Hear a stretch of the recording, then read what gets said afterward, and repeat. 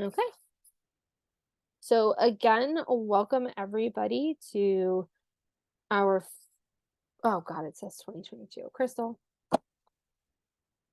Oh, well, we're just going to go with this PowerPoint for today. Everything else has been updated. And I'll make sure that the correct date is up there once we actually get, once everything is sent out to you. So welcome everybody to our fourth session of our foundational community supports golden thread of documentation training, which is on individualized service plans and applying the SMART framework. So I do want to just mention that our webinar today and all previous webinars and all future webinars are hosted by Washington Healthcare Authority. This is an interactive training, and we do encourage you to ask questions, participate throughout the session. I'm sure you guys kind of have this down from the past 3 trainings. And like I said earlier, the slides, as well as a link to the recording of the webinar, is going to be sent out by email sometime after either today's presentation or once the 6-session series has concluded. Okay. I am going to ask that if you have not done so already, to please connect to audio, just to make sure that you guys can hear me, and to please make sure that you do keep yourself muted, just to avoid any background noise. The other thing I'm going to ask is that if you do have your video on, to please make sure that your appearance and background are appropriate and that you're in a professional environment. And we do reserve the right to mute you at any time, either your audio or your video. If you do have a question, feel free to ask in the chat or feel free to unmute yourself. I will say though that just to make sure that we can keep up with the pacing of the training content, sometimes we will have to stop verbal conversations only because we have to pay attention to the time, but do feel free to unmute yourself if needed. And if you want to make a comment. And then I am recording the webinar. The recording has already started. So we are looking at this being session 4. There are 2 more sessions left after this. And today we're really going to focus on that service plan and the SMART framework. And if you don't know what the SMART framework is, don't worry, we're going to let you know. My name is Emily Bands. I am a lecturer here in the Department of Psychiatric Rehabilitation and Counseling Professions. I won't tell you too much about me because I don't want to waste the time, but I will say that prior to working in my position here, I worked in supportive housing in New Jersey. And similar to Earl and Crystal, my 2 colleagues who are co-facilitating this training with myself, the 3 of us provide training and technical assistance to supportive housing programs here in New Jersey. So before we get started and we get into our content for this week, I just very, very quickly just want to review some of the learning objectives we talked about last week. So if someone could just share, what was it like reviewing a service plan and kind of focusing on the goal and objectives? And were you able to identify whether the objective was related to a knowledge, skill, or resource? Does somebody mind sharing their experience?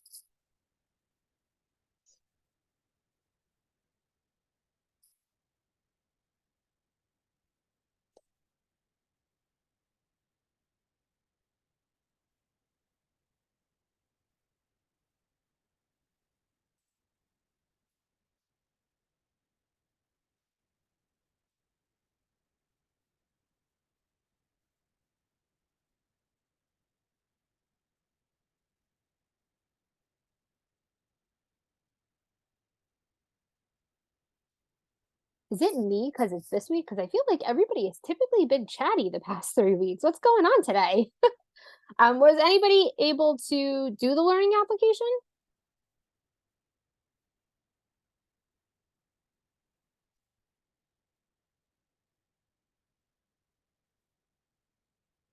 I glanced over it. Good morning, but I didn't do it. Okay, no problem. And I'm hearing some people weren't here last week. And honestly, Tatum, I feel that. I feel that in the bottom of my soul. It is post Thanksgiving, post too much turkey. Marina said, when reviewing a service plan with a supported individual, I was able to work on some of the goals with them. The others, they were unwilling to work on that day, and that's okay. So just to kind of reorient us to what we talked about last week, we went over knowledge, skills, and resources and the process of helping individuals that we're working with to identify the different knowledge, skills, and resources that they might need in order to achieve their goal.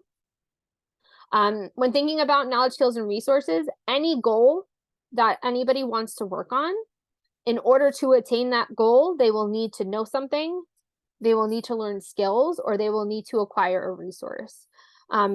What's really awesome about the process that we kind of reviewed last week is that it can be a little bit in depth, but it really breaks down the goal into something that can feel a little bit more achievable for individuals.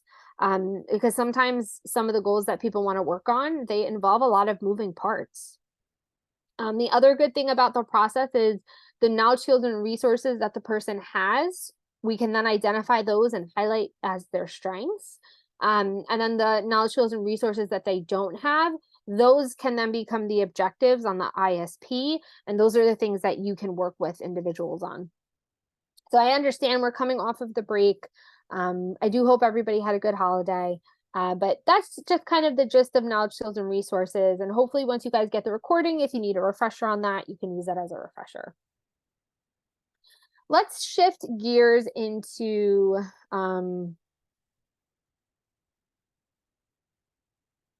okay, and I appreciate you trying to use the form, Lisa.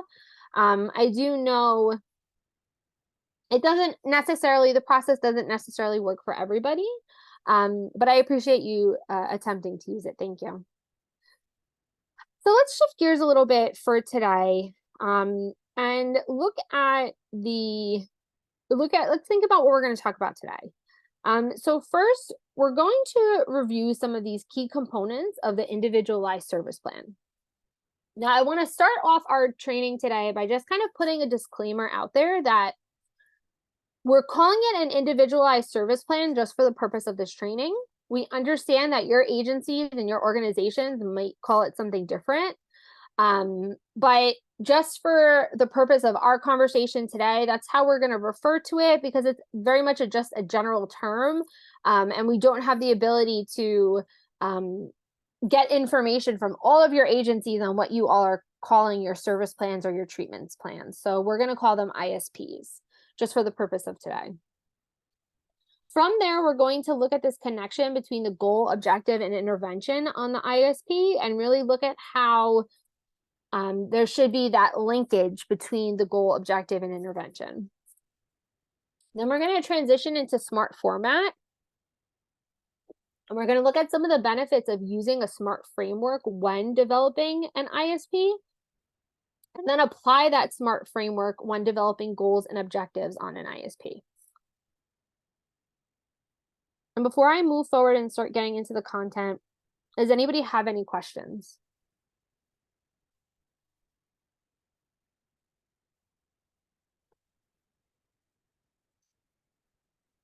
Right? You have any questions? Put them in the chat. If not, we're going to keep it moving. Oh, thank you, Crystal. Crystal just put the KSR form in the chat box again. So, excuse me. You all at this point should probably be familiar with this diagram. And this is the golden thread of documentation within foundational community supports. And we are really going to be focusing on today on this idea of how we develop the individualized service plan and the different pieces and parts that go into developing an ISP. So in previous webinars, right, we talked about how to assess readiness and what the what the importance of assessing readiness is, right? And we know from what we've kind of learned about over the past 3 weeks is that in assessing readiness, we're able to identify the person's goal as well as their motivation and their readiness toward working toward that goal. After we've assessed readiness, then we can go into this identification of knowledge, skills, and resources. And just to kind of summarize again what I said a little bit earlier, when we're thinking about knowledge, skills, and resources, we're thinking about the things that the knowledge or information the person needs to learn, the different skills they need to learn, or the different resources they need to acquire that are going to help them to achieve their goal. The knowledge, skills, and resources that the person already has are their strengths, and then the knowledge, skills, and resources that the person needs, those are the objectives. And all of this kind of gets funneled into this ISP, okay? And from what we've heard around feedback in the past from training participants is out here in Washington, and this is something that's a little bit different from out here in New Jersey, but out there in Washington, you guys focus on 4 major components in your service plan. So the first piece of your service plan is this idea of the problem statement. And the problem statement is really an identification of the different factors that contribute to the consumer's participation in your program.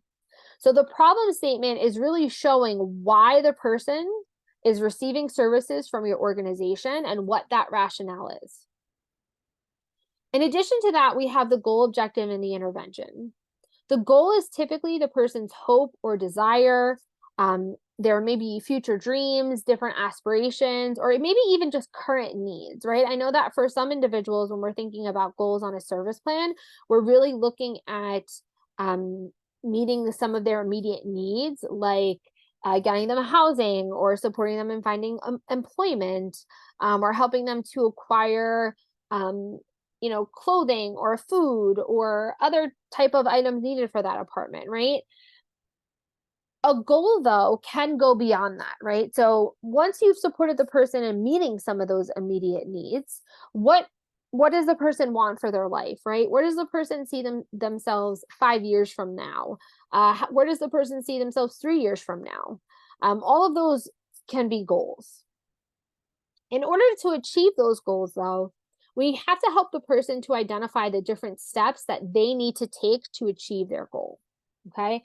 So the objective is what specific step the consumer or the service recipient is going to take in order to work toward their goal. So as like a general example, somebody's goal might be to live independently in the community for, we'll say like the next 6 months. A step in order to be able to do that might be learning different activities of daily living. Depending on where the person's at, a step to do that might be finding an apartment that is in alignment with their housing voucher, right? So it's what the individual is going to do.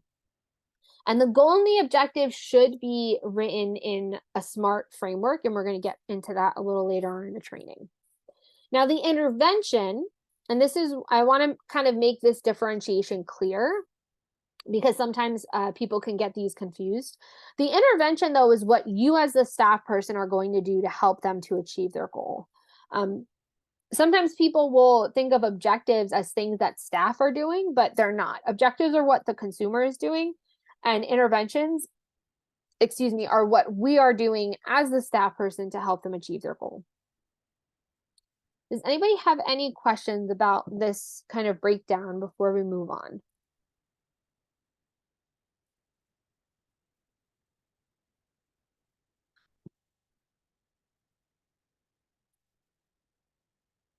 All right. So when we're thinking about a service plan, there's a lot of information that can be included in the service plan. There's also different ways to think of the purpose of a service plan, right? The service plan has a purpose for staff members, but it also has a little bit of a different purpose for the consumers that we're working with. So first and foremost, the service plan is going to help to integrate information about the person, right? So over the past couple of weeks, we've been going through this process of compiling all this information. We've done the assessment. We've looked at the 8 dimensions of wellness. We've done the knowledge, skills, and resources. We've identified the different knowledge, skills, and resources that that the person needs. And now we're going to integrate all this information about the individual into this plan. And I'm going to skip over that, only because I feel like I kind of summarized that, right? So once we have all this information, right? Once we have their needs, their interests, their goals, then we're going to develop this plan as a way to provide a strategy for managing the complex needs of an individual. Because face it, right? When the individuals that we're working with, a lot of them have a lot of different needs. And when we say complex, I also like to think of this as layered, right? It's when we're looking specifically for housing for somebody, it's not like we could just go to any county or any city and help them find an apartment in that place, right? There's more to it than that. We have to make sure that their housing voucher is covered in that catchment area. We have to make sure that there's a landlord who is willing to work with an individual, even though legally they're supposed to be willing to work with anybody, but we know that that doesn't always happen, right? So when we say complex, we mean that there are a lot of moving parts that can sometimes go into some of these goals. Even looking at something like learning ADLs, um, it's sometimes people have financial constraints, right? They can't just go to any store and buy cleaning supplies. You might have to get them to a dollar store or a Dollar General in order to purchase something like cleaning supplies. And then you might have somebody who you're working with that might have um, uh, like um, like a physical health issue that might influence their ability to clean their home, right? So now when we're teaching this skill, it's not as simple as saying, here, take the broom, go back and forth, and now you've swept, right? It might be more about finding different accommodations for them. Maybe they need a broomstick that has a thicker handle because they have challenges or difficulties with their grip strength. Maybe they have back pain. So now it's about finding some type of like chair that rolls so that they can sweep their apartment easier, right? So this ISP is sort of this foundation that supports us in being able to strategize and help the person also to strategize how they want to work on these goals and what steps are needed to work on them. And then finally, they are fluid, and they inform service delivery. So when we say fluid, we mean that there should be a connection. When we're looking at an ISP, there should be a clear connection between the goal objective and the intervention. And it should be clear what types of services are going to be provided in order to achieve those goals and objectives.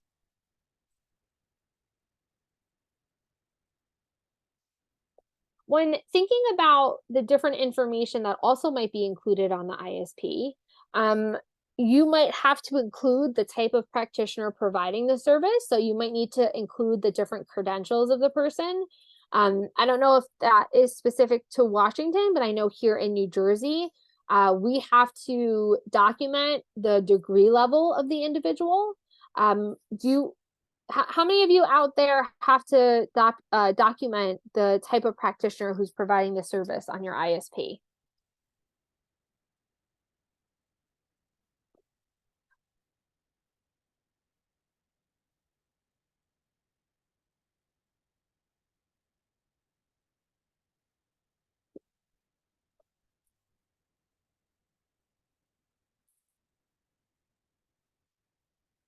How many of you have to include the individual's diagnosis on the ISP?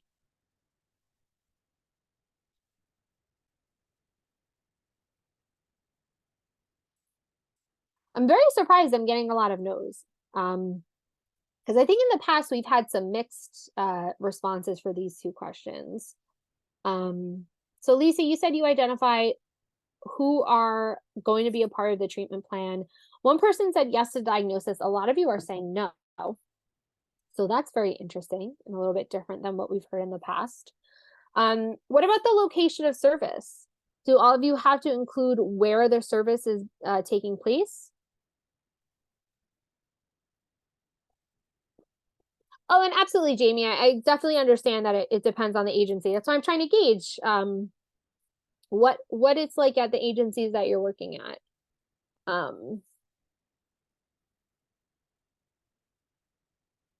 Okay, so if it's a specific part of the specific goal, it's something that you do identify. Um, okay. Okay, awesome. And then what other type of information um is mandated by your agency or state regulations that needs to be on an ISP? So anything other than what we've talked about. So out here in New Jersey, we have to have the location. We have to have the credential of the person who's going to be providing the service.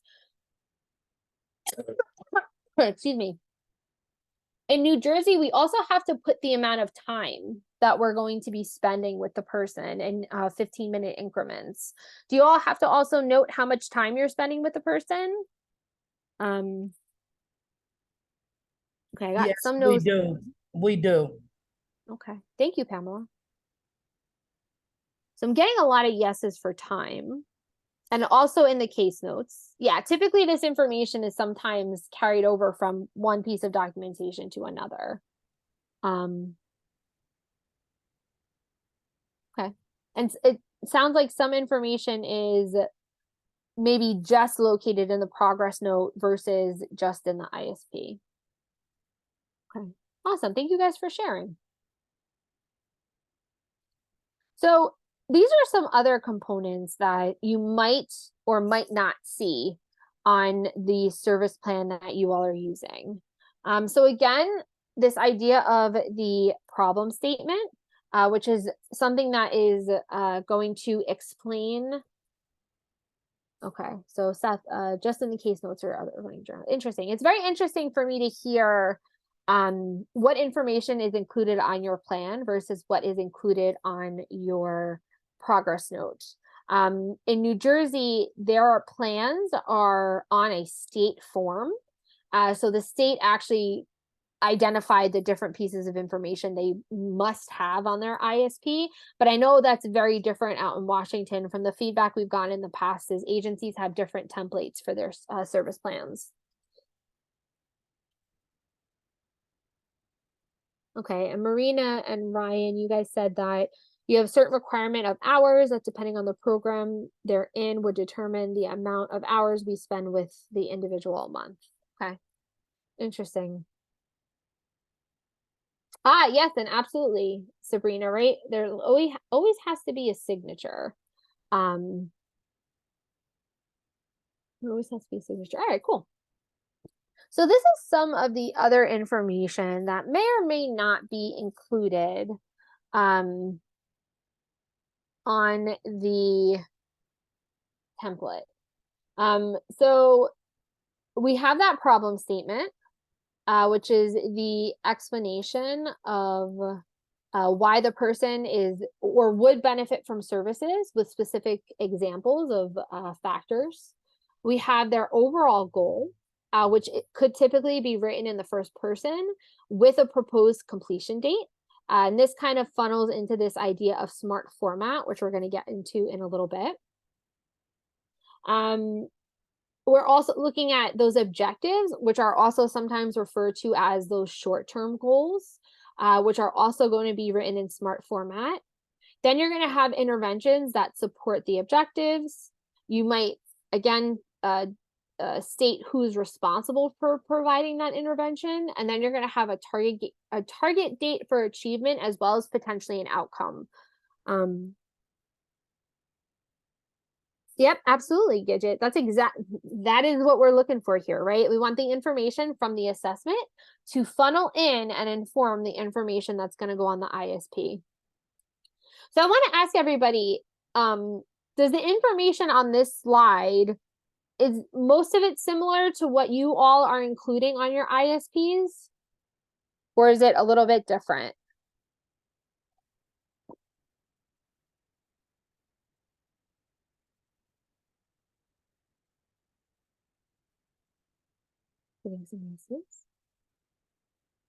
Most is the same. Thank you, Kathleen.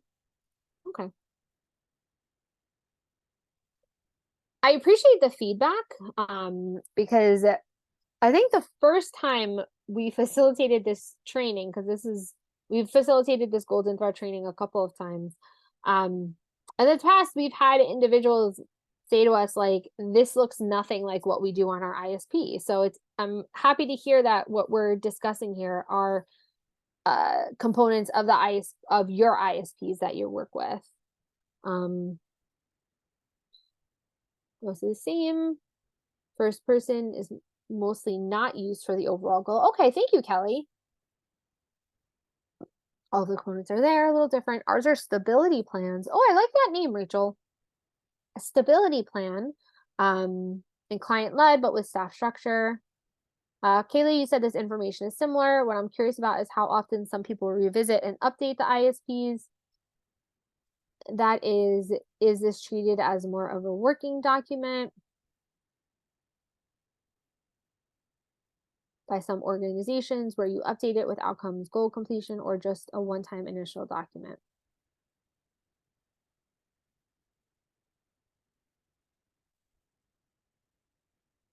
So I'm going to put that question out into the ether, because I feel like we've asked this question before, but I don't know where we asked this question. I apologize, Crystal, if this is a question for next week. But just kind of putting it out there. How often do people update their plans? Marina, you're saying every 3 to 6 months, or as goals are completed. Yeah. Yeah. Rachel, you said every 90 days, so every 3 months. Sabrina, you call yours person-centered care plans. I love that name also. You update yours, Gidget, as the client moves forward in their goals, get housed, etc. Kyra, you said you keep it as a living document. You like to see them written all over after the initial original documentation every 6 months when goals change. 6 months or as goals completed, review every 6 months. 3 months, 6 months, 3 months. 90 days weekly, we update at each meeting. Okay. So, and then Sabrina, you try to update it at every meeting or new document when new goals are made. Okay. So I think that this is the same type of consensus we've kind of gotten in the past, which is typically every 3 months and every 6 months. And my question for all of you is, in your regulations for Medicaid, is there a specific time frame for updating the care plan or the service plan that you know of?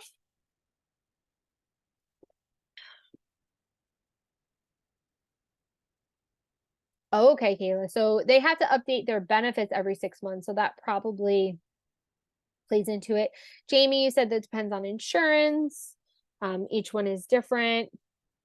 And Lisa, you also bring up a really good point, right? Because your services are you're in a 28-day facility.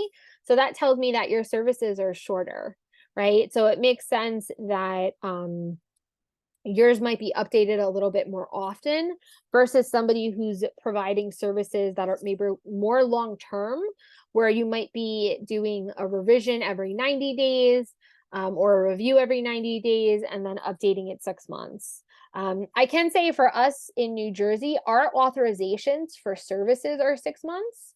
So typically providers have to do a review and have the consumer sign off on a review at 90 days. And then at the 6 month mark, they update it. And it seems like that's what a lot of you are doing. You're staying in between that 90-day and 6 month mark. But I also really want to highlight, and I don't know who made this point, but it might have been Kayla, that this should, in a lot of ways, your service plan should, in a lot of ways, be more of a living, breathing document, right? If the person has achieved a goal, it is something, then you want to update that, right? Maybe if the person's struggling, or maybe their life circumstances have changed. I know for us in New Jersey, if somebody was hospitalized, even if it was just like a short-term hospitalization, we would immediately update the plan just as best practice, right? Because people's needs are going to change. Gidget, you said your individuals are in services for 6 months. If they want more time with housing or employment, we address that with a reauthorization for services and continue to update their IRP and goals with what they have achieved and what their needs are as they continue with services. Yeah. Thank you for sharing. All right, awesome. Thank you guys for sharing about how often you all are updating your service plans.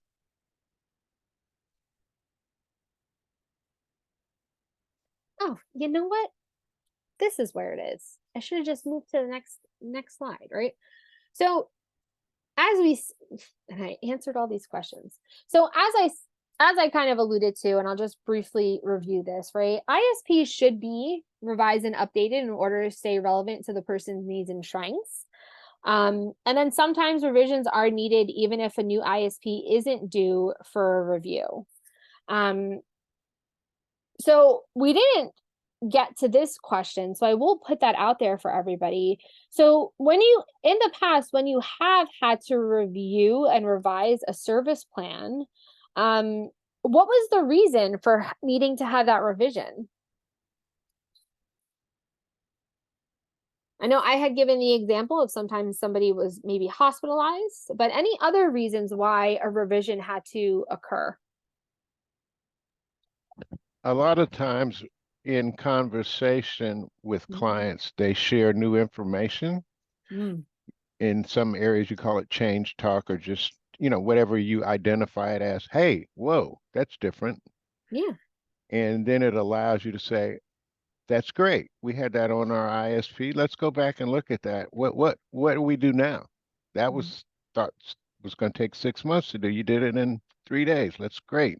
So you affirm and you change it, and they know they're doing better, and possibly or hopefully they pay more attention to this process and want to do better more, I guess is what I'm trying to say. So no, thank you, Howard. Right, I think that makes a lot of sense.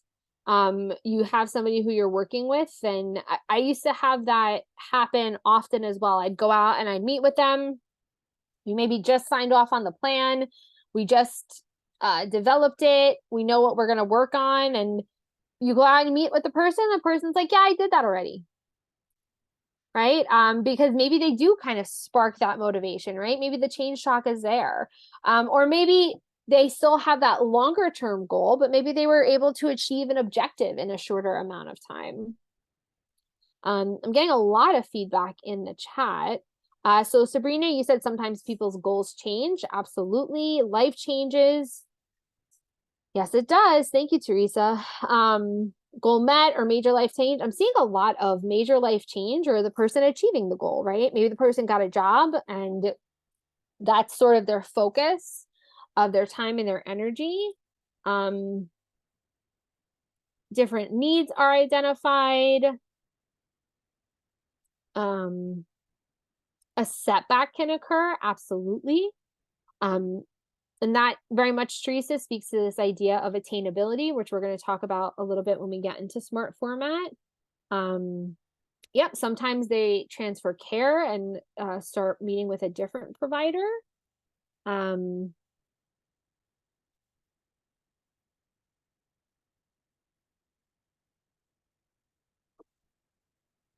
Okay, so for you, Katie, sounds like initially you guys are focusing on some of that immediate day-to-day stuff so that the person can kind of build that momentum and work towards achieving these goals.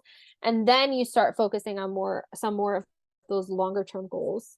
And then, yeah, absolutely, right? Sometimes people are lost to contact. They're not engaging in services anymore, so we'd have to update them. And yes, that's an excellent point. I want to say, Tidell, I apologize if I said that incorrectly. But you bring up a really good point, right? So sometimes their primary goal changes and they might want to keep it, but look at it for more of a long-term goal, right? So maybe it's something that is not something that they're going to be able to achieve immediately, or maybe there's some more long-term steps, right? Like I've had individuals I worked with that maybe wanted to purchase a car But that's a really long-term goal, right? That was something that maybe they were able to look into different insurance companies and figure out what insurance they could afford. But in terms of actually purchasing the car, that's going to be something that's a little bit more long-term because they have to save money for that. And then Graham, you said at discharge, I make sure all objectives were addressed and completed. If objectives change because goals change, I remove them from the plan. Yeah, absolutely. All right, thank you guys for the engagement and the feedback here. I love it.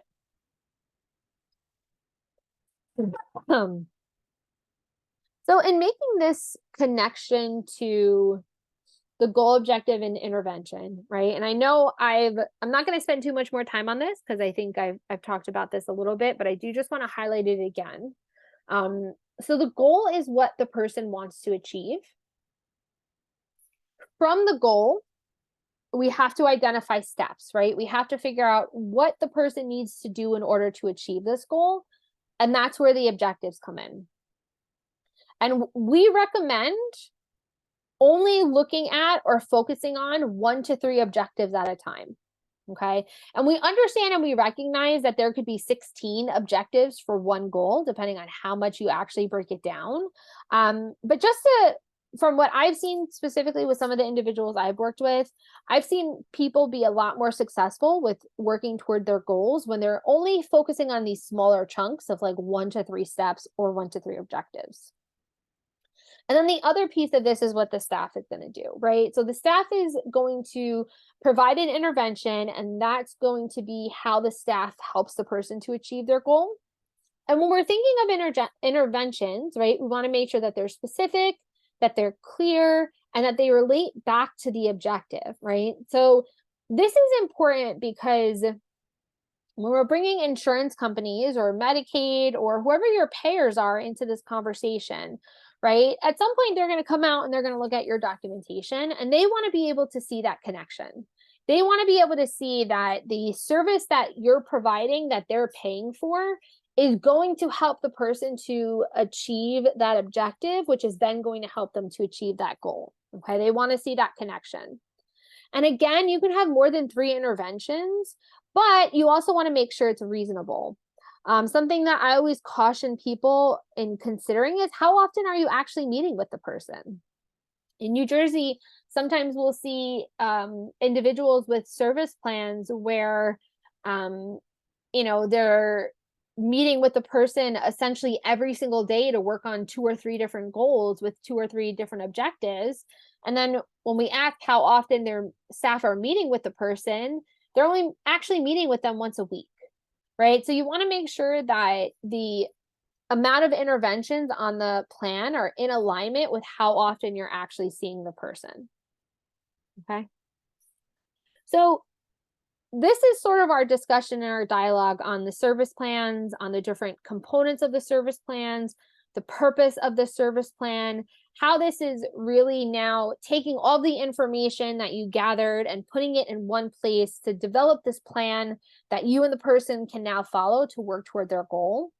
And we're going to switch gears a little bit and talk about smart format. So before we do that, I just want to ask, does anybody have any questions? Any questions about ISPs?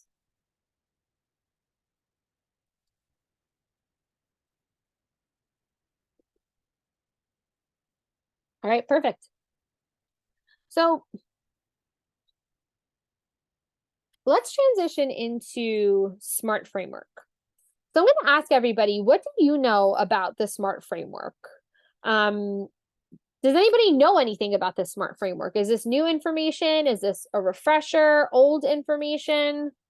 Tell me a little bit about what you know about the SMART framework.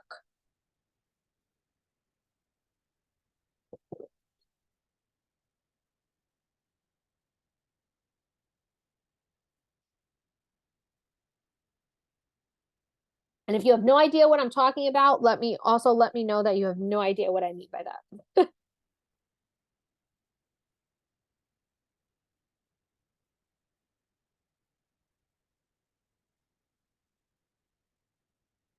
Yeah, meaning is generally the same. Thank you, Jamie. Okay.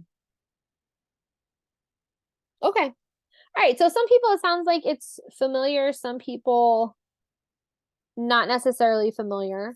But we're gonna talk a little bit about the SMART framework, and I hope for those of you who this might be a refresher, that hopefully this will give you maybe a more in-depth understanding and help you in applying the SMART framework if you need some practice. Okay. I'm sorry, excuse me, Emily. Yeah.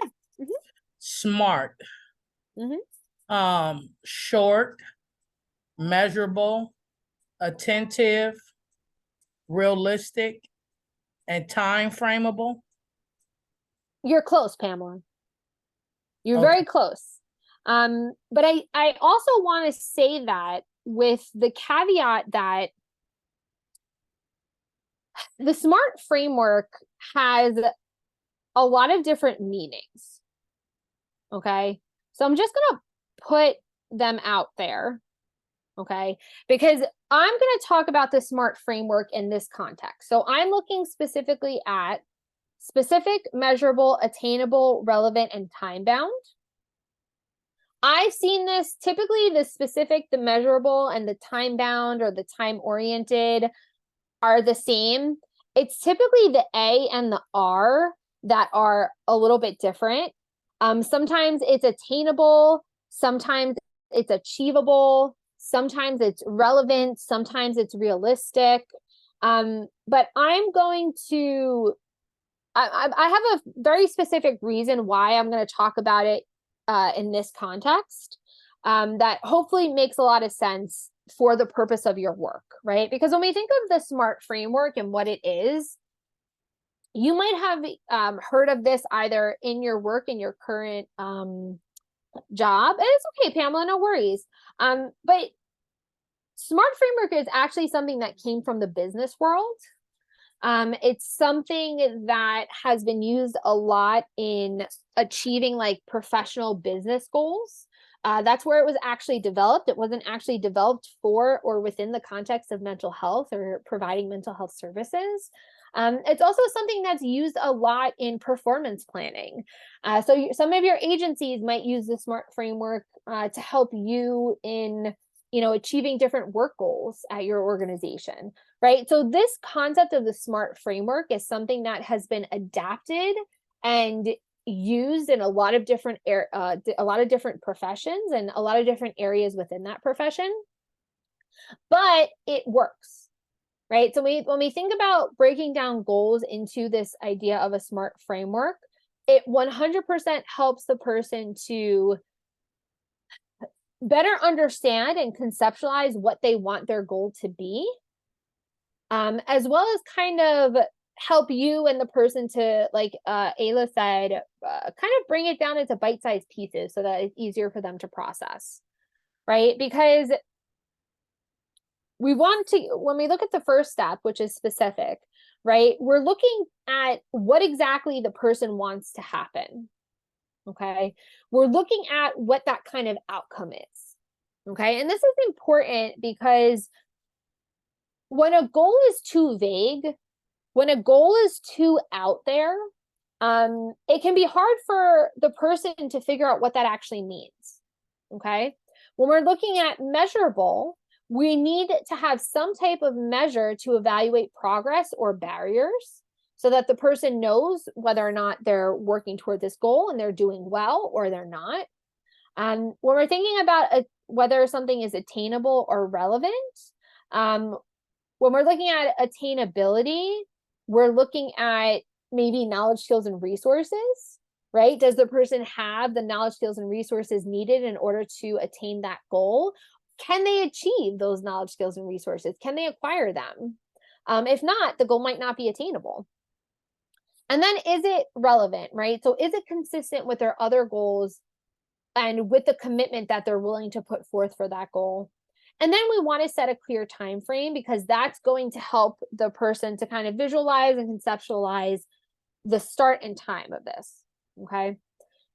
One of the other reasons why this format I think works really well is because it paints a very clear picture of the goal and essentially why and what the person needs to work on this goal. And that can be very important. I like to ask this question. How many of you have had a New Year's resolution at some point?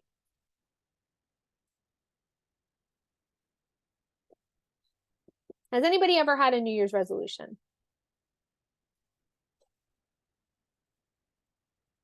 How many of you have actually achieved those New Year's resolutions?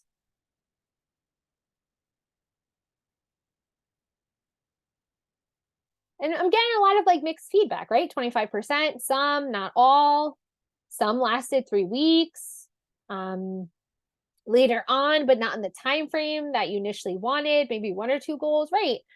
And what I find with New Year's resolutions, and definitely correct me if I'm wrong if this isn't the case for you, but what I've seen with other people is when we have a New Year's resolution, right? Sometimes it's not a specific goal, right? Sometimes it's just something like I want to eat better, or I want to get healthy, or I want to make a change in my life. Yeah, right, Kyra, right? Learn your lesson on resolutions long time ago. Fool me once, right? and and and part of this idea, I think, around the New Year's resolution again is it's vague, right? Or maybe we see something that a friend or a family member is doing and we want to try to emulate that, right? So maybe we do have a specific goal, we know specifically what we want to do, but maybe we're not considering some of these other pieces, right? Maybe we're not considering an accurate time frame. Maybe this is something we want to get done in 2 weeks, but this is actually something that's going to take a little bit more. Or maybe this is something, yeah, exactly. Lisa, new year, new you. I hear that every year. Maybe this is something that you think is relevant toward your life, but isn't necessarily relevant within your life, right? So putting all these pieces together can really help the person to create a very clear picture of what their goal is and really help them to think about whether or not this is something they actually want to start dedicating their time, their effort, and energy into working toward. Okay. But we're gonna go a little bit more in depth now on what each of these things are. So, excuse me. So when we're thinking of specific, we want to make sure that when we're working with people to develop goals, that we're making them as specific as possible and really focusing on what you want your result to be in concise words. Okay. So when we're thinking of a good goal statement, we're really thinking of a statement that's going to address the what, the why, the who, the where, and the when of a goal. Because if that goal statement is vague, it's going to be difficult to achieve because it's going to be difficult to know what you're working toward and when you've actually gotten there. Okay. So if we look at a goal that somebody might have, which is maybe the person is saying that they just want to be happier, right? How many of you have gone to meet with somebody and they have how many of you have gone to meet with somebody and you're asking them maybe what goal they want to work on, and they're saying they just want to be happier or they just want to be healthier? Has anybody ever given you a goal like that they want to work on?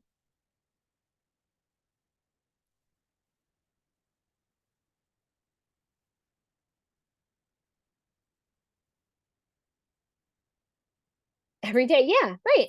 But that can mean so many different things, right? Absolutely, right? What does that actually consist of? What does that look like? So what I want to do as we kind of go through this definition of what the SMART format looks at, I want us to think of a goal and sort of conceptualize this in context. Okay, so we're going to think of a goal and we're going to make it SMART. So if we're working with somebody who wants to be happy, okay, let's look at these 3 areas. So I just put in the chat box that maybe the person wants to improve their happiness by becoming employed. They want to improve their happiness by making new friends, or they want to improve their happiness by learning coping skills. You tell me in the chat box which one you want us to work on. Pick one.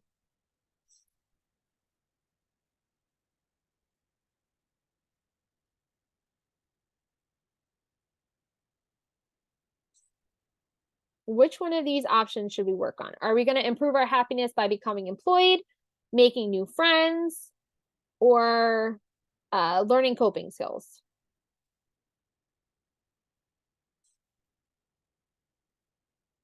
All right, I think I'm getting employed a lot. So let's do employed. All right, we're going to stop the poll, our impromptu poll here. So our goal is that we are going to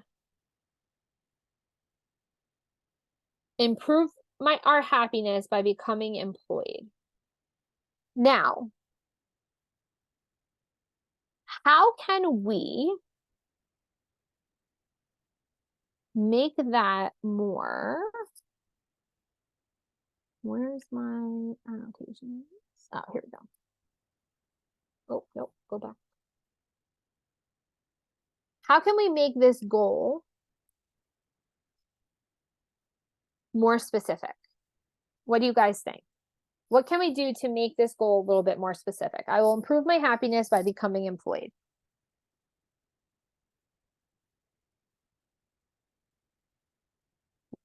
So Crystal, I think applying to jobs, that would probably be an objective for this. So we're just going to focus on the goal. So the time frame gives us an idea of how long it's going to take us to achieve this goal. So not necessarily the time frame, but some of you are on the right track with an area of interest or maybe a type of job. So what is a type of, and Katie, getting a photo ID and social security card, those are going to be objectives, right? Those are steps we're going to take in order to achieve that goal. So I see, Katrina, you said to become financially independent. I like that. Okay, so Kathleen, obtain a type of job, part-time job, full-time job, making a livable wage. Why don't we focus on that? So what type of job do we want to have and what area? So somebody give me either full-time or part-time job and give me an area of interest or a type of organization the person wants to work for. This is Howard. Oftentimes, we have folks who have been unhoused for decades. We got one guy 4 decades.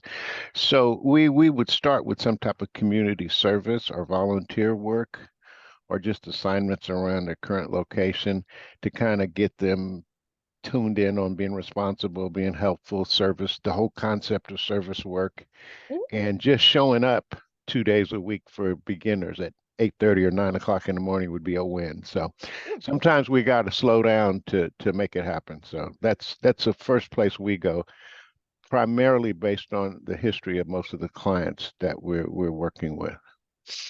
And that's a really good point to bring up, Howard. I appreciate you kind of bringing that into the conversation because yes, right. You want to make sure that when we're developing goals and we're working it through this collaborative process of developing goals, that we're going to be in alignment with the person and what their individual needs are, right? But for the purpose of our example, I have what Katie said here, and I'm getting a couple of thumbs up for those. So we're going to become employed at a part-time job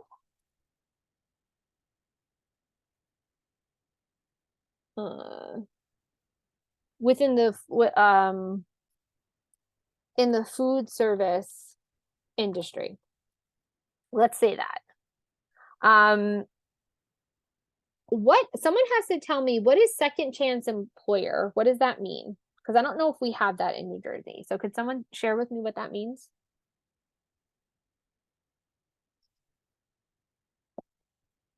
Oh, okay. Cool.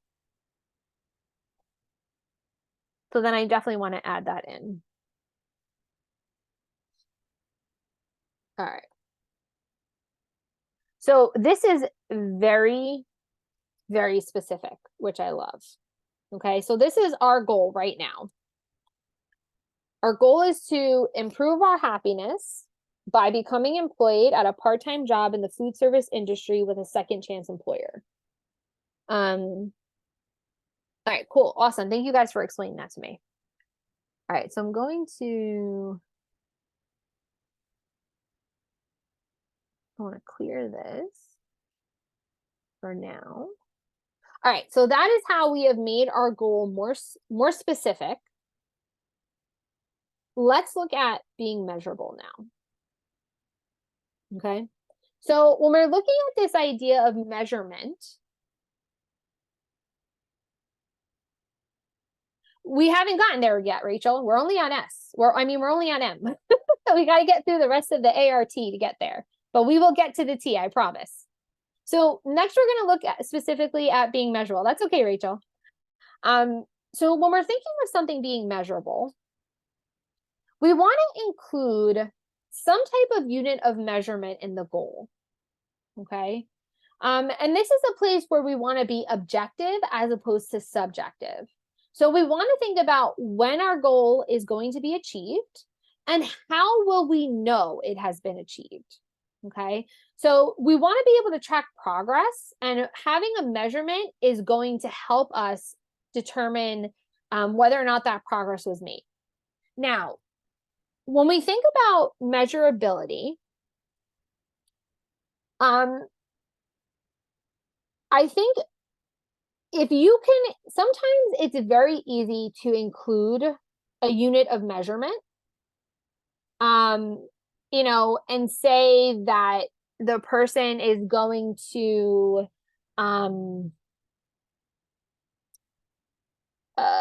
maybe work full time for at least 6 months, or kind of like Howard was saying, in terms of like, they're going to, work 2 days a week.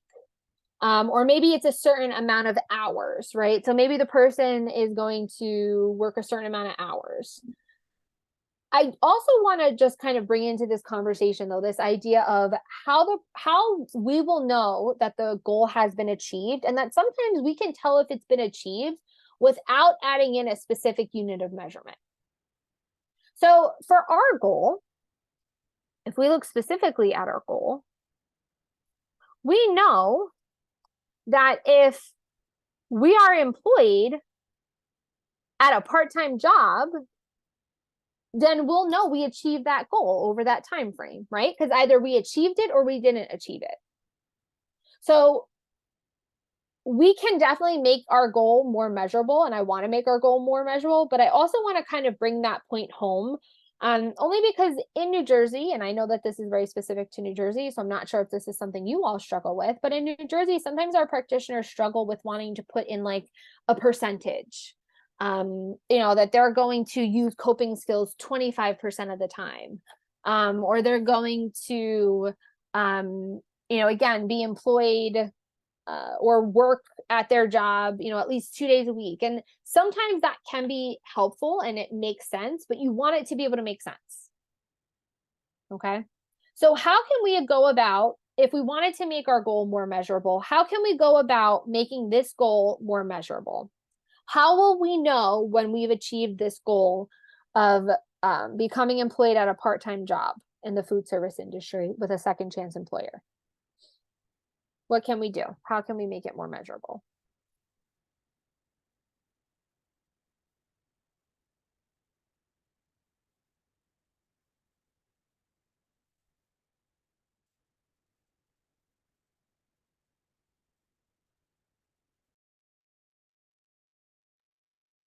So the time frame, Brianne, is going to let us know when we want to achieve the goal by.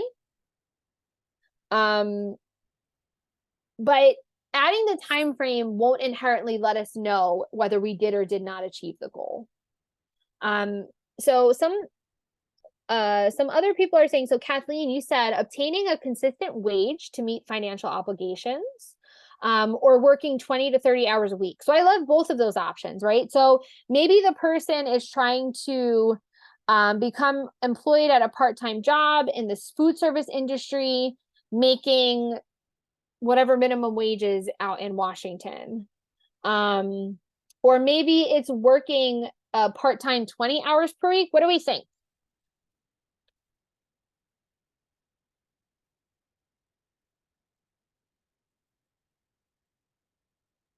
let's say 20 hours a week. 26 hours a week. I like that, Teresa. Very specific. Okay. So Tammy, that sounds more like an objective, right? So as a step that the person's going to take to achieve this goal, they're going to spend 1 hour per day looking for employment options. That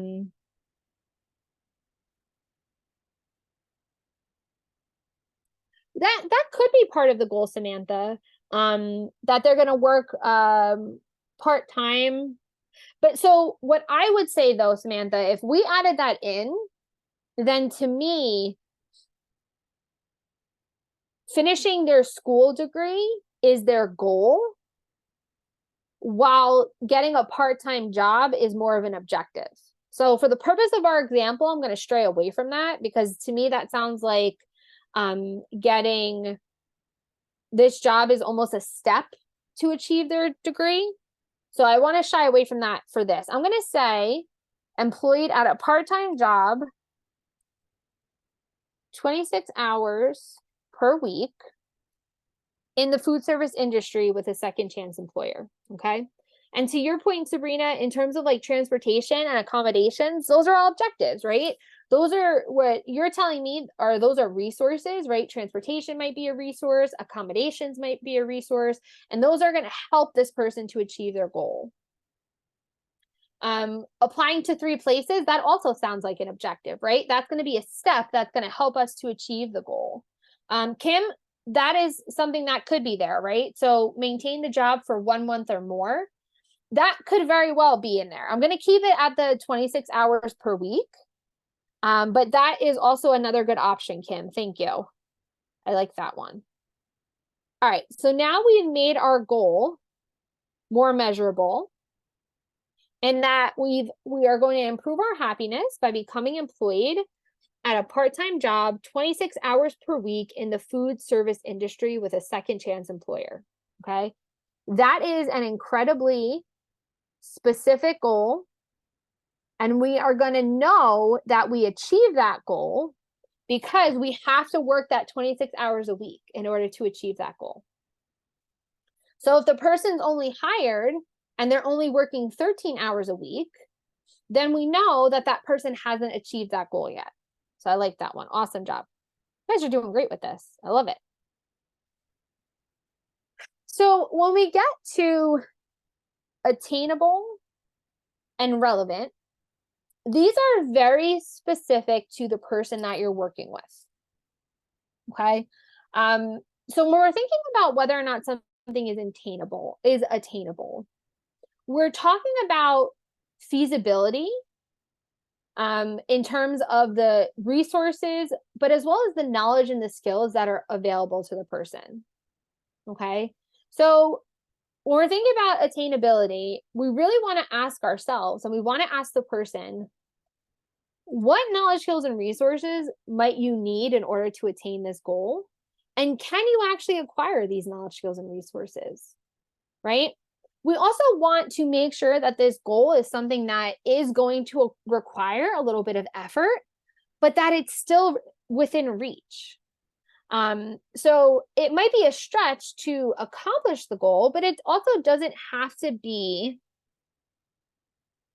it also doesn't have to be something that's going to be so far-fetched and so out of reach for the person. So the example I like to give for this in terms of whether or not something's attainable is I had a client who I was working with who wanted to be a CDL truck driver. Okay. He had looked into it. It was something he thought about for a really long time. And he really wanted to become a CDL truck driver. He had some experience with driving in the past, and he knew that this is something he wanted to do. He had friends who were doing it. They were able to make money. He didn't really want to receive services from us anymore. He wanted to really be independent. His mental health condition was something that he had been living with for a very long time. He hadn't been hospitalized in quite some time. And he really was doing well with managing his independence, right? So he wanted to move on from this.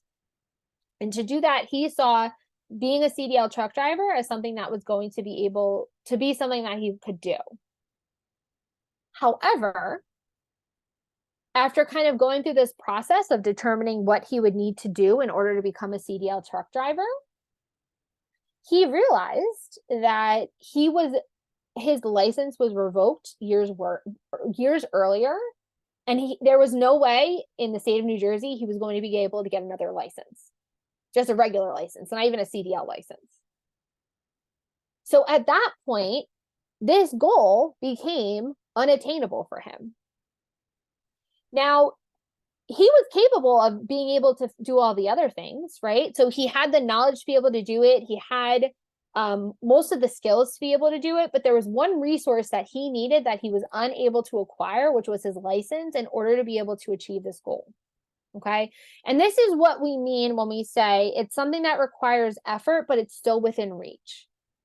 Because for this goal, it would have required some effort, but at that point, when he found out he was never going to be able to get that license, this goal went out of reach for him. Okay.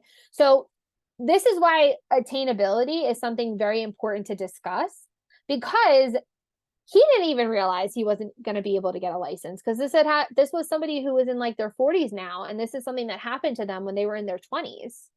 They had no idea that their license was revoked permanently. It was honestly very complicated, Kathleen, and there are probably details that I'm leaving out that I don't remember because this was like 5 or 6 years ago at this point. But it just kind of became an unattainable thing. I want to say that maybe there were fines and he just wouldn't have had the ability to pay for them. It was quite complicated, and it was very disappointing for him. But in going through this process, we determined later down the line it wasn't attainable. And sometimes that also happens. You might start working on something, and later down the line it might be unattainable. But again, Lisa, I'm not sure, because again, this was a really long time ago. But it definitely wasn't an option at the time because we didn't pursue that. But this is why determining attainability is important, because if the person is able to acquire that knowledge, skills, and resources, then we know that this is something that they can attain. If they can't, though, we know that it's out of reach for them. All right. So if we look at our goal, and I'm going to put it back on the screen, what do you all think? Get my text box. What do you guys think? Is our goal potentially attainable? And I know we're talking about a fictional person here. So I do want to take that into context, but do you all think it is attainable?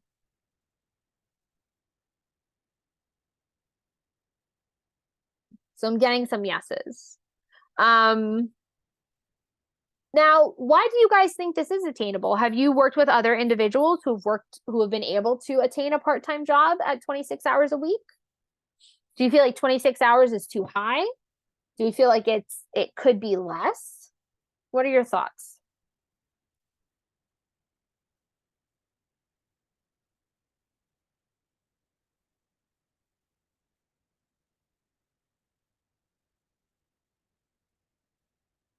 Absolutely, Samantha.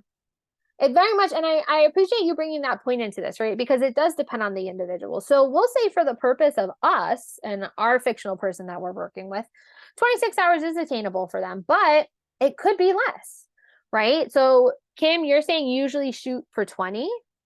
Some people do have flexible hours, right? So why don't we do this? Let's say 20. And we have a couple of people echoing 20. Oh, Teresa, you also bring up a really good point, right? So 26 might be too specific. A range might be better. And yeah, absolutely, Lisa, right? So you might, as an intervention or as a objective, or no, as an intervention, you might make a referral to the Division of Vocational Rehabilitation. But under foundational community supports, you guys can provide employment services to individuals and supported employment services to individuals. But you also might want to make that referral, so that makes sense.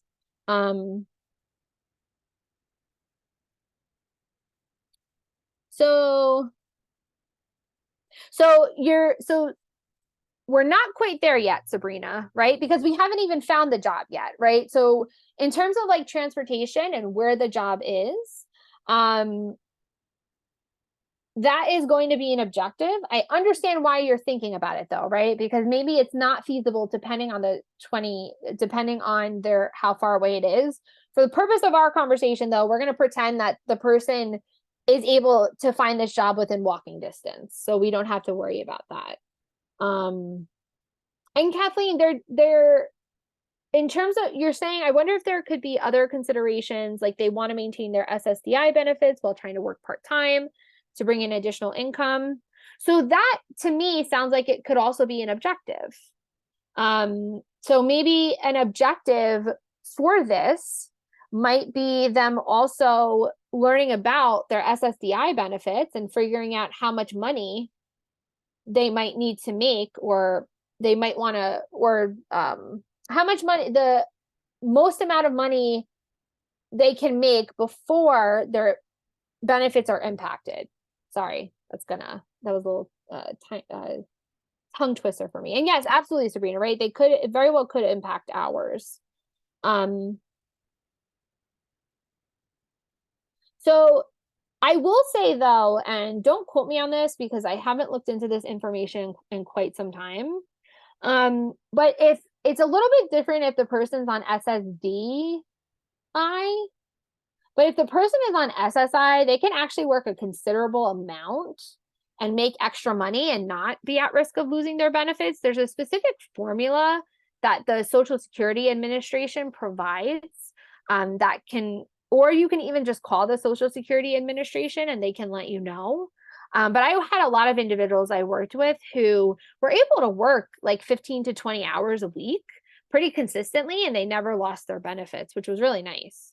And yeah, absolutely, Sabrina, right? So even SSI and SSDI have work incentives.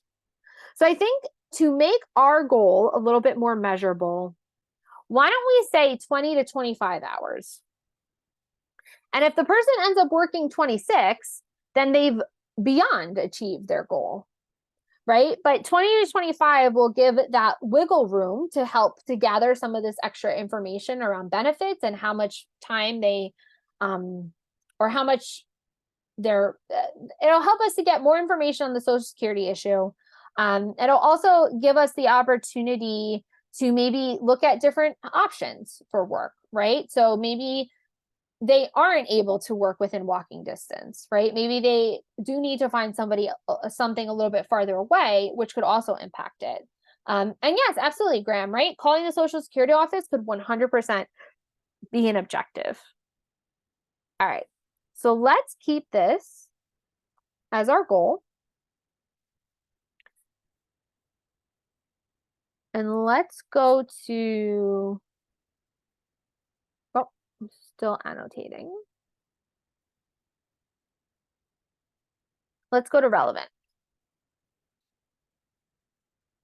So R is relevant. And when we're thinking about relevant, we want to ensure that the goal is compatible with their lifestyle and with their other interests. Okay. And some of the things to really think about in that context are their environment, right? So especially when thinking about work, right, we're looking at specifically how far away the job is. We're looking at whether or not it's in walking distance, what type of transportation they need.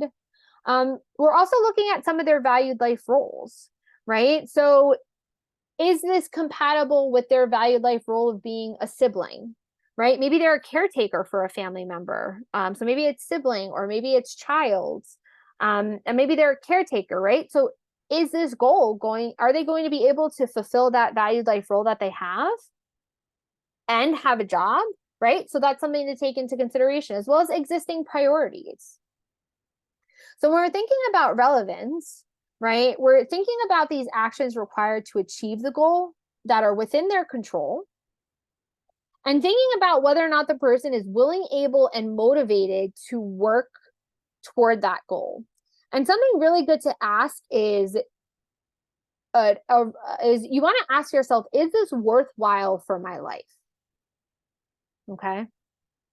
So the story I like to tell when we think about relevance is another client I worked with who was focused on maintaining their physical health. This is a client who was into different community sports and had found a lot of joy in they played like in a soccer league, they were in like a basketball league, they were in like a adult softball league. They were doing a lot of different sports, and within those sports they would work out as like a team. So the team would get together and like run around the field. They would practice shooting like for basketball. And they also all kind of got gym memberships, and like very low cost gym memberships where they were focusing on like lifting. And the person really, really enjoyed this. And they did this from the spring into the summer. And then once like the fall and winter came, the season was over. And my client wanted to continue to work on their physical health. And they got this goal for themselves. And they decided that their goal was going to be that they were going to work out at the gym 2 to 3 times a week, which was what they were already doing, right? So previously they were already working out 2 to 3 times a week with their teammates from these various teams that they were on. But what they ended up realizing is that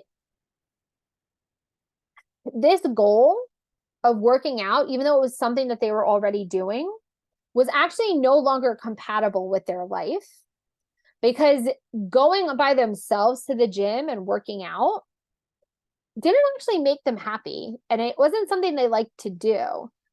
What they really liked was going with their teammates and really enjoyed the socialization aspect of it and just kind of hanging out with their friends. And unfortunately, a lot of the people who they were on the team with ended up letting their like memberships lapse, so they weren't able to go to the gym anymore. So the person ended up kind of shifting gears and started working on a different goal.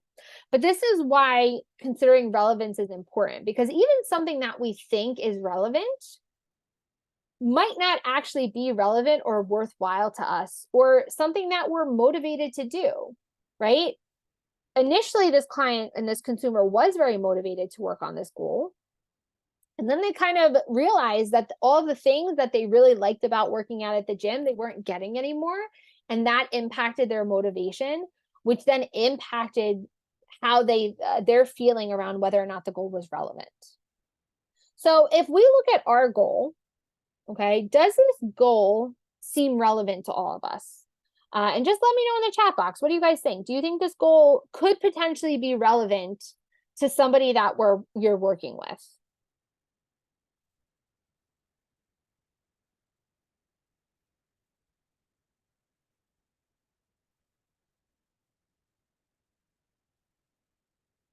So I have one person that said yes.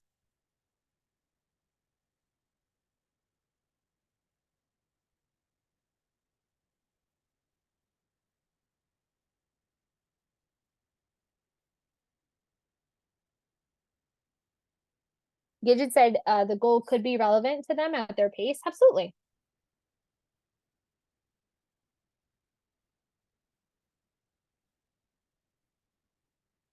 I want to ask another question. What could potentially impact this goal being relevant to somebody? What might be happening in their life?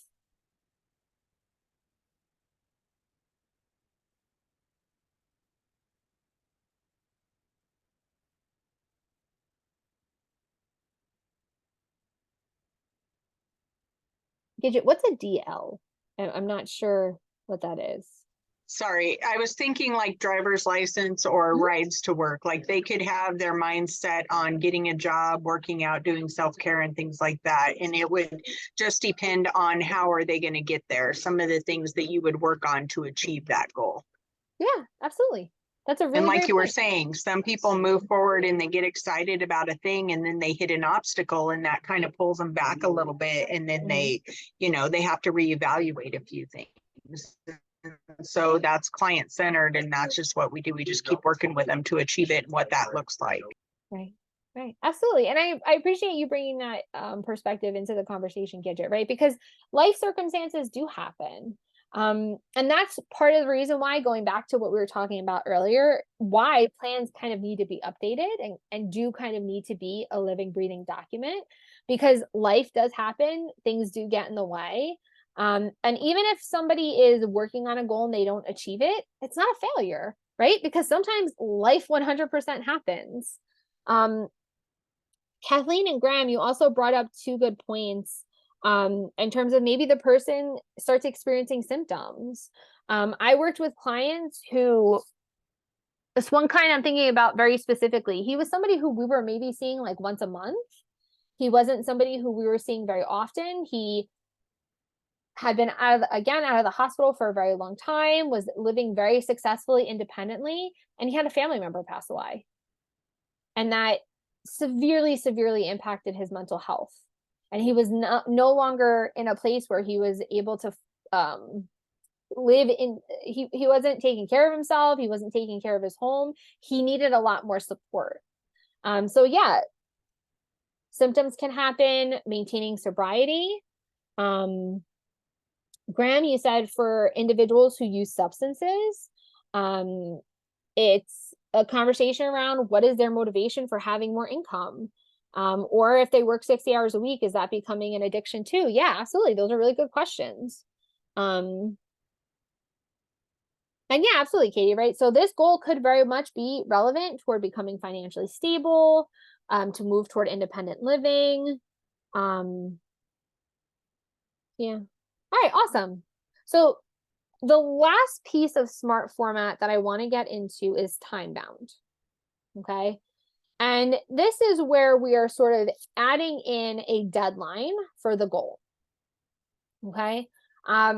So a good goal statement is going to answer this question of when will I actually achieve my goal, and is going to have a time frame such as a week, month, or year. And it could also include a specific date if possible. Okay. So without time limits, it's easy to put goals off, they disappear.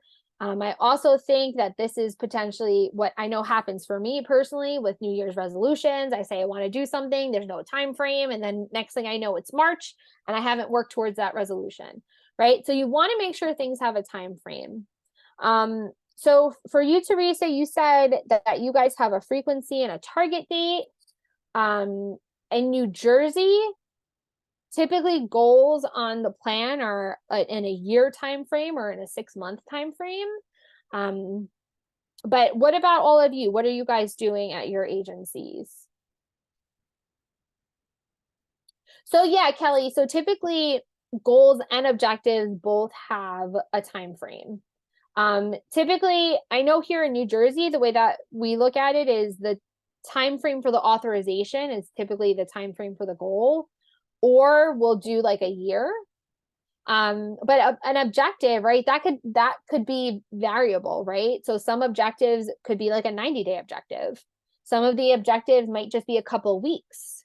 Some objectives might be 30 days. Samantha, you said you're technically a 90-day program, but it's also individualized, so they can range anywhere from 90 days to a year plus. Yeah, absolutely. So typically to add in a time frame, you could give a specific date. So for us, we might say that we're going to improve our happiness by becoming employed at a part-time job, 20 to 25 hours a week in a food service industry with industry, not injury, industry with a second chance employer over the next 6 months. Or we might say by February 2024 or 2024. All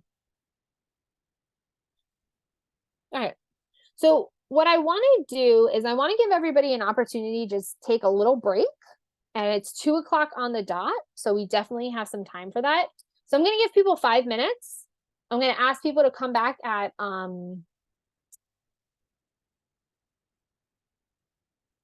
what time is it by you guys? Someone give me the time. 11 o'clock. Okay. That's what I thought. So I want you guys to come back at 11:05. We'll take a short break and we'll see you guys back at 11:05. Okay. Thank you. Let me just pause the recording. So we're going to resume. Thank you, Crystal. All right. So we're going to do our activity. I'm just going to go back to this slide for a second. But here's the background information on our person. Okay. So Samantha is 66-year-old female. She's been diagnosed with depression and anxiety since her mid-20s. She lived with her husband, but her husband recently passed away. So she's unable to independently pay for her rent. She has a 28-year-old daughter who's supportive of her other needs, but she cannot assist Samantha with housing. Samantha is still dealing with the grief of losing her husband, and she finds the process of moving to be daunting. So her symptoms of anxiety and depression have recently increased. Now, here we have a wellness exploration sheet where we already met with Samantha and looked at the dimensions of wellness. And these are the 3 that we focused on and that we want to highlight. Okay. So to support her wellness in the area, okay, Samantha is saying that she is at a 2 currently in environmental housing because she can no longer afford to pay her apartment and her income is not enough to support her $1,700 a month rent. In order to move from a 2 to a 3, Samantha is going to need to downsize to find a studio or smaller 1-bedroom apartment for less than $1,100 a month. For her emotional wellness, she's reporting that she's currently at a 2 and that she's dealing with the sudden death of her husband, in addition to the stress of now having to move and find a new apartment. And she reports that in order to move to a 3, she would need to find a new apartment and move as quickly and as simply as possible in order to reduce her stress levels. And then we have her financial wellness. Okay. And Samantha's at a 3 in these areas. So this isn't actually an area that she's going to be working on, but there's some important information here. Okay. So no problem, Kayla. If anybody does need to leave, please just feel free to do so. Thank you so much. So for Samantha, she's going to be able to claim her husband's Social Security benefits, but her husband was a licensed electrician who was doing side work, which helped them to supplement their income. So because they no longer have this income, that's because Samantha no longer has this extra income. That's why she can no longer afford her rent. Okay. So in addition to that, she also has debt that they need to pay off, which is why she needs to downsize, because downsizing from 1,700 to 1,100 is going to help her to kind of make up that difference so she can continue to pay off her bills and debt. We also have a KSR goal, a KSR form for Samantha. Okay. And this is where we have the different knowledge, skills, and resources that Samantha has identified she needs or already has. Okay. So what I'm going to do is I'm going to put you into breakout groups. Crystal put the directions for the activity here. And what I want you to do for this activity in your breakout group is I want you to identify the problem statement, identify the goal, and 3 objectives. Okay, and I'm going to give everybody about 10 minutes to do that.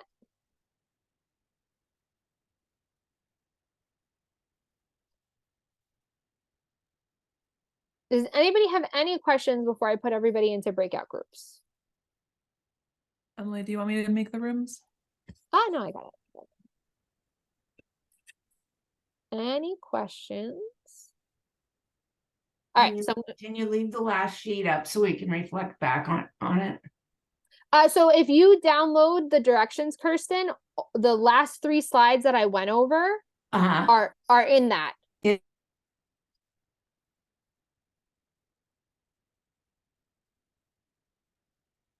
So I'll give everybody another second to download the directions.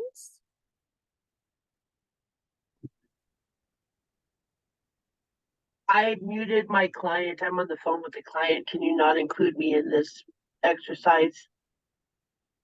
So the best thing I can suggest, Kelly, is to not go into the breakout group.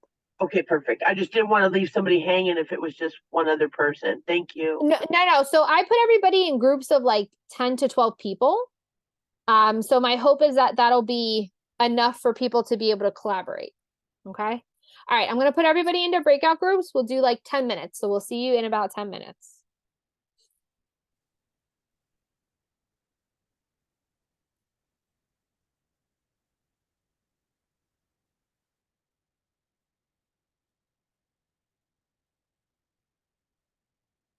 And I'm going to pause this again.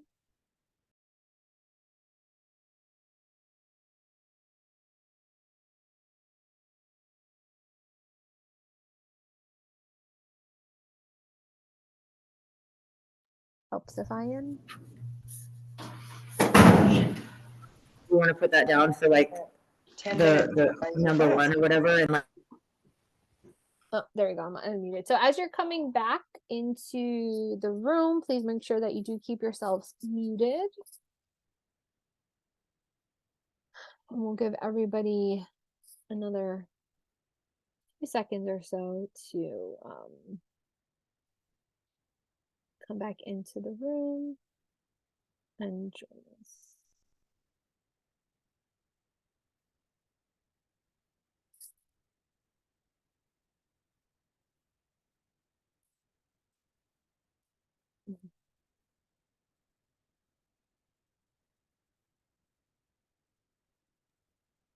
Do you have the ability to mute the background for Eric? I think he's got clients in the background. Like the video? Yeah. I can just do that. Did it? Got it. Yeah. Thank you. All right. I think we are all back at this point. So if you all could just share very quickly, just because I want to be respectful of everybody's time, but what was your process like? What problem statement, goal, and objectives did you all come up with? I know we did not give you nearly enough time. I'm sure it takes a lot more time than just 10 minutes. But what was your guys' thoughts on this process? I work with Jennifer and another lady. I do apologize. And what I got, I'm sorry, I had a cheat sheet. Number 1, she's focusing with depression and anxiety. And so I think our first objective would be to one, see if we can possibly offer her some type of grief support, because that can be very hard, and when you lose someone that you've been together with that amount of time, that'll cause a person to check out, and housing is really the last thing on their mind. So number 1, we want to get them the grief support that they need. And that's being Pacific. We know that they need some assistance there. 2, once we have established that, the second thing we want to focus on is trying to get them into a more affordable unit that they can afford, because they're only with a $1,700 income.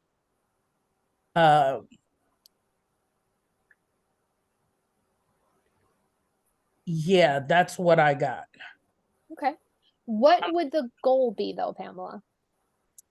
Because it The, sounds like those are maybe the objectives, or are those two different goals? well, the objective is what I got is what she told me. She's suffering with anxiety and she's depressed. Subjectively looking at her, I can see that we're looking at a fake client. And so the ultimate goal would be, one, get her into grief counseling. Two, once she's stabilized there, try to get her assistance with move-in funding to get her into a more affordable unit that her income can afford. So those are definitely all things you would definitely want to work on with Samantha. It's sounding to me like you maybe had the goal as getting her, for her goal, it would be to, I will maybe learn how to cope with or manage the grief over my loss. Yes. And then another separate goal of finding housing and finding housing. Just because I'm not sure in the way that you're explaining it, Pamela, I'm not seeing how those two things connected, but at the same time, I think you could also definitely have two separate goals in that area. So thank you for sharing. I see Sabrina, though, you have your hand raised. Yeah.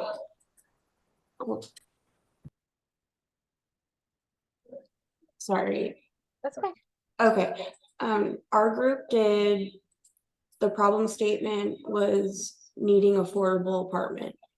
The goal was to obtain a studio or one-bedroom apartment for less than $100 or $1,100 per month. The objectives would be to search or find apartments in area with price range. The second one would be picking what's necessary for downsizing to that size of apartment. And then 3 would have been coping mechanisms, because she's gonna have to go through some of the stuff that, you know, her late husband had, that they shared. And then also find ways to, you know, kind of like release that. Yeah.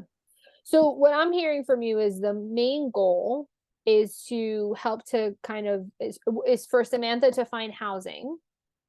And then the steps that she's going to take to get there are to kind of locate housing and locate I think you mentioned like rent and figuring out how much money she can put towards that. And then you also covered that mental health component, right? Which I think is important because I see a very clear connection between those 3 things. Because in the 2 objectives around actually finding the housing, those make sense. Right. But if we also look at the information that was presented, she's also finding this whole ordeal to be stressful. And a part of that is also losing her husband. Right. So also adding in those coping skills and kind of teaching coping skills, or for Samantha learning coping skills to be able to navigate and manage those feelings of stress that are coming about, as well as working toward that grief. And I think, Pamela, you brought up a really good point in terms of her husband just died, right? So there also has to be some type of component in there around getting her the support that she needs. And I think going into interventions, which Crystal's going to talk about next week, referring her to a support group 100% is a great intervention. So thank you so much, Sabrina and Pamela, for sharing. I would love to have more people share, but it is almost at our time. And I do want to be respectful because I know some people have had to leave. You guys have other meetings. You guys are just starting your day over there, whereas Crystal and I were a little bit later in our day. So I want to be respectful of that. But I hope that you found this activity somewhat helpful in kind of putting some of the pieces of what we talked about today together around the ISP and looking at the different pieces and parts that go into the ISP, and really looking at those differences between a SMART goal and SMART objectives, right? Because a SMART goal is what the person, that overall larger thing the person is looking to achieve. And those objectives are going to be those steps the person's going to take in order to get there. Okay. So Crystal did put the evaluation in the chat. If you guys have an opportunity to fill that out, we're going to ask that you please do that. Our next session, our session 5, which is on intervention development, that's going to be next Monday, December 5th, and it's going to be at 9:30 a.m. your time. December That 4th. is not the 5th, it's the freaking 4th. I did it again. I'm a day late. So weird. So that's actually going to be the 4th. Please ignore that. You guys should have the invitation. It's going to be on the 4th. I think I had it right at the beginning too. Very odd. And I have it right on this slide too. So for next Monday, December 4th, what we're going to ask you to do is just a quick learning application is just look at one of your ISPs and focus specifically on the goal and objective. And we just want you to think about whether that goal and objective is in SMART format.